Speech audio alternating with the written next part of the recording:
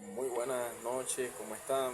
Le habla el profesor Rafael Acosta. Este, Estamos enseñando allá en la Universidad UPTMA y hoy vamos a ver, les quiero enseñar cómo hacer una normalización de una base de datos hasta la tercera forma normal. Bueno, y hoy vamos a hacer el ejemplo acerca de una biblioteca, pero primero vamos a ver de qué se tratan las reglas de las formas normales.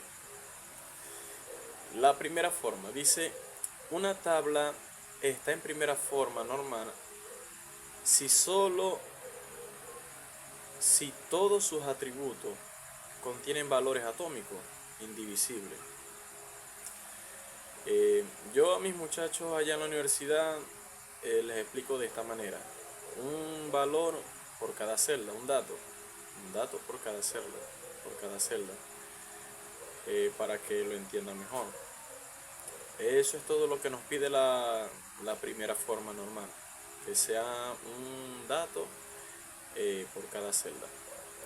A ver, la segunda forma normal dice, la tabla debe cumplir la primera forma normal, que los datos deben ser atómicos, un dato por celda, y dice, una tabla está en segunda forma normal si cualquier columna que no forma parte de la clave principal depende funcionalmente de la totalidad de la clave primaria.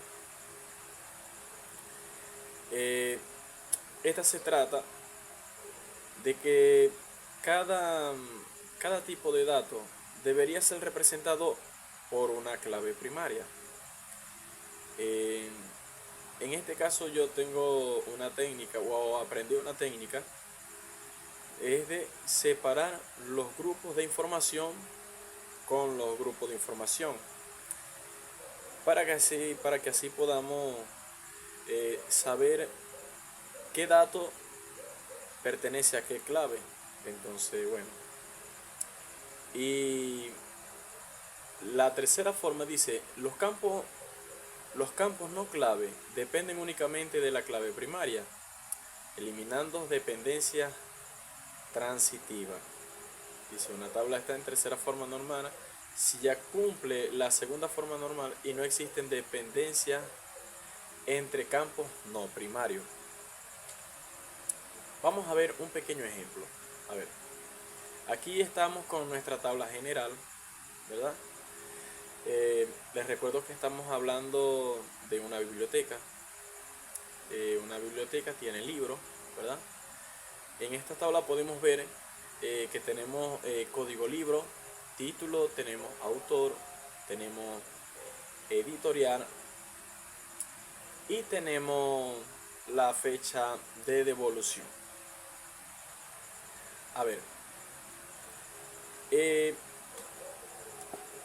en nuestra tabla general podemos leer que, a ver, vamos a leer la primera fila. Dice que es de código 1001. El título es variable compleja. Su autor es Murray Spiegel. La editorial McGraw-Hill. Disculpen si no lo estoy pronunciando bien. Dice que el nombre del lector es Pérez Gómez Juan. Y la fecha es 15 del mes 4 del 2005. Ahora, de todas estas tablas que tenemos aquí, eh, hay que buscar cuáles de ellas son las que rompe nuestra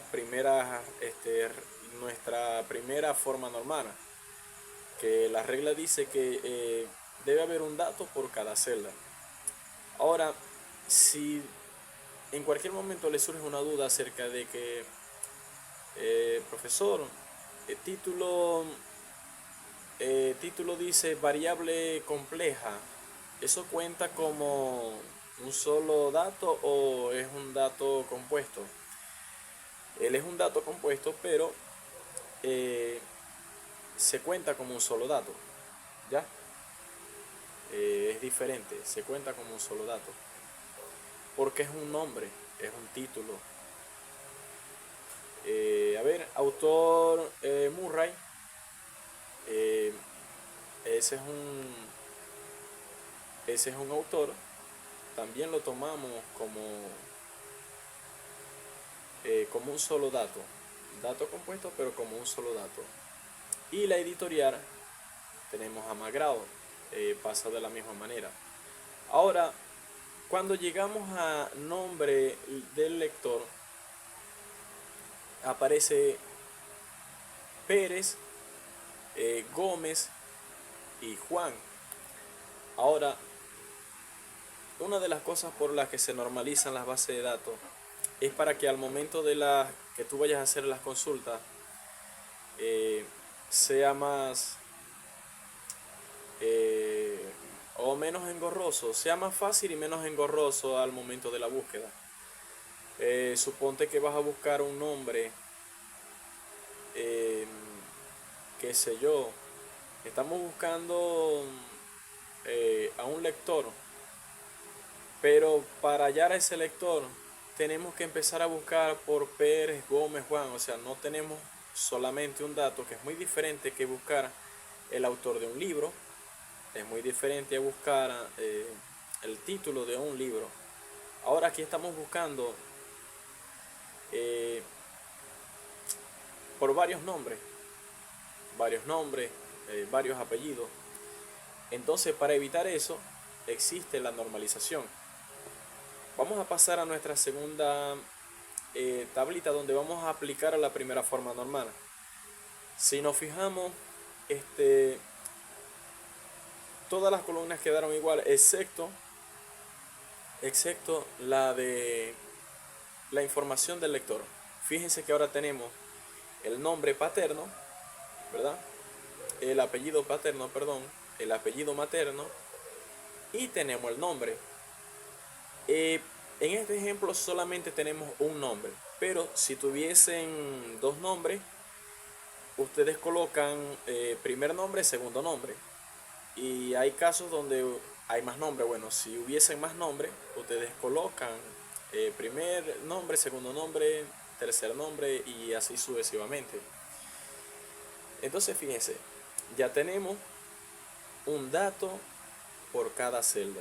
Quiere decir que nuestra tablita por ahora ya cumple con la primera forma normal. La mayoría de las veces ninguna tabla va a cumplir ni siquiera con la primera forma normal, hay veces que sí, pero ya sabemos la manera de cómo saber si está cumpliendo con la primera regla. Ahora, ¿cómo hacemos nosotros para aplicar la segunda forma normal? Dice que no debe tener dependencias parciales. Quiere decir que cada tipo de información debe de estar representada con su ID. Ahora, fíjense en esta tabla que hemos hecho aquí. Esta es una técnica que yo aplico con los muchachos para ayudar a cómo evidenciar qué tipo de información pertenece a quién. Ahora empecemos a ver. Cuando nosotros escuchamos título, escuchamos editorial, autor, podemos pensar un poco y si analizamos nos damos cuenta que pertenece a una información de libro. Ahora fíjense si yo digo placa, color, modelo, tipo de ring, sabemos que estamos hablando de un coche, de un auto. Ahora aquí tenemos, en nuestra tablita tenemos título, tenemos autor y editorial y también tenemos código libro. Si seguimos la secuencia y nos ponemos a analizar un poco, sabemos que estamos hablando de la información o de las características de un libro, ¿ya? Ahora, donde pasamos al cuadro azul y nos encontramos con apellido, nos encontramos con nombres, podemos decir que son tipos de datos que pertenecen a una persona. Y por último, en el cuadro rojo tenemos fecha de devolución. Entonces, ya en esta tabla hemos marcado tres grupos. Sería el grupo de la información del libro, información del titular y la información de la fecha de devolución. Ahora, para aplicar la segunda forma normal, deberíamos, ¿verdad?, cumplir con la primera forma, y aparte, cada grupo de información debe de tener su código. Ahora fíjense, tenemos el grupo de información del libro, que tiene su código 1001, 1004, 1005, 1006, ¿verdad? Y 1007. Ahora, en el grupo de lector, que está aquí, tenemos el código 501, 502, 503 y 504. Y en la tablita, esta tabla acaba de nacer. ¿Por qué? Porque imagínense que tenemos el grupo de la información de nuestro libro. Tiene su editorial, tiene su título y tiene su autor. Por otro lado tenemos la información de la persona. En este caso estamos con código, si no fuese la cédula. Y otra cosa, ¿cómo sabemos nosotros con la tablita de devolución qué nos van a entregar? Si estamos hablando de una biblioteca, estamos hablando de un libro, ¿verdad? Y si nos están entregando o devolviendo un libro, todavía falta alguien, o sea, la persona a quien lo está entregando. Entonces, aquí colocamos el código del libro, ¿verdad? Colocamos el código del lector y la fecha de devolución. Así nace la tabla de devolución, teniendo su libro y teniendo su lector. Ahora, para aplicar la tercera forma normal, dice que las tablitas o nuestras tablas no deben tener dependencias transitivas. Cada información debe estar representada con su ID, con su llave primaria, con su primary key. Veámoslo de esta manera, que no necesitemos, por ejemplo, vamos a registrar un libro, que no necesitemos de rellenar un autor, ¿verdad? Si vamos a colocar el nombre de un libro, solamente hazte la pregunta: ¿qué necesito yo para registrar el nombre del libro? De la forma más normal sería ID, que normalmente se hace automático, ¿verdad?, dependiendo del registro. Y colocamos el nombre y le damos registrar. Esa debería ser la forma más sencilla y más común. No necesariamente necesitamos registrar la editorial para crear ese nombre.